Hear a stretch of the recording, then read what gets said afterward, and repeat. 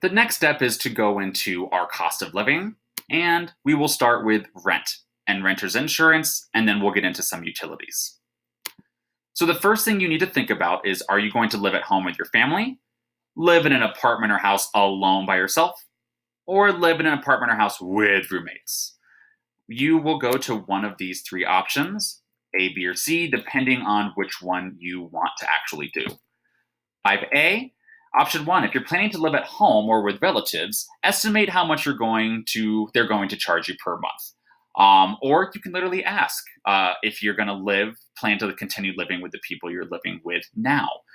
You might not have to cover the full rent, but make sure to put some number in there that you think you would have to chip in to continue living with your relatives.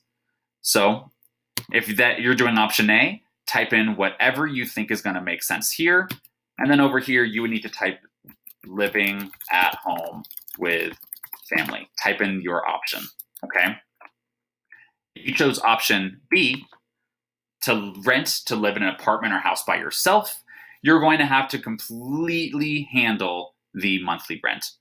So you're going to click on this link right here.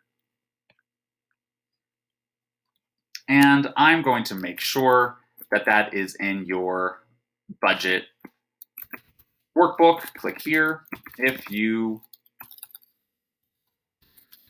find average rent, okay? So we'll just go ahead and make that happen for you guys. Okay. So once you come over here, you guys can come up here and type in any single city you want. So you can do this project with Denver or any other city. Once it loads a little bit, you're going to scroll down below all of these pictures and listings so we can see the averages in Denver or whatever city that you chose. So if you keep scrolling down and down and down, you're going to start getting the big picture data where boom, now you have the average prices for a studio, a 1-bedroom, a 2-bedroom, a 3-bedroom, or a 4-bedroom. I'm going to choose the 1-bedroom option, which is $1,400 a month. So then I would go back to my worksheet. I would put my rent there. And I'm going to say that I'm in Denver living alone. And the spreadsheet will automatically calculate this. That is 32% of my net monthly income. Okay. Now the last option is if you're going to be living with roommates, where you're still going to have to use that same website to go find the average monthly rent, but you might need to pick the 2, 3, or 4-bedroom. And then for your monthly rent, you're going to take the rent price and divide it by the number of people living there, because that's how much you would owe for rent. So let's say that I'm going to take that same monthly rent of $1,400, but I'm going to live with one other person. So there's two people total. So I'll take the total rent, I'll divide it by the number of people I'm living with, and that would be my monthly rent instead. And so then I would type in here, 700,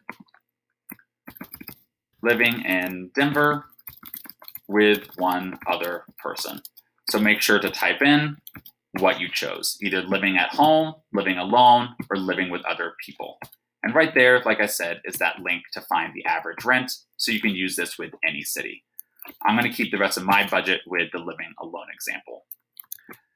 The next step, guys, I just gave to you, step 6. Renter's insurance typically costs no more than $20 per month. So you guys can just go and type in the number 20 there. And now we're ready to go talk about utilities.